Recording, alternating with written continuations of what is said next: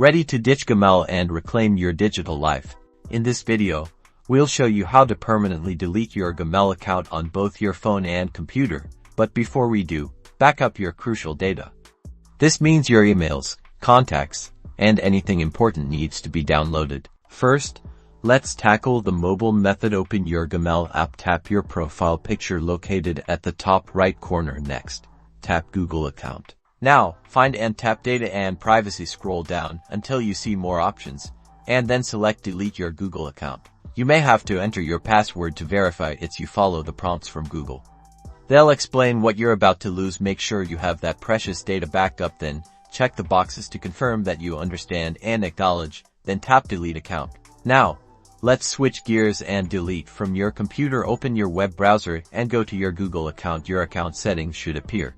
Like with mobile, go to the Data and Privacy settings, scroll down the page to choose Delete a Google service. You might be asked to enter your password again. For confirmation, you'll be given the option to delete a service or your entire account. Select Delete your entire account once again.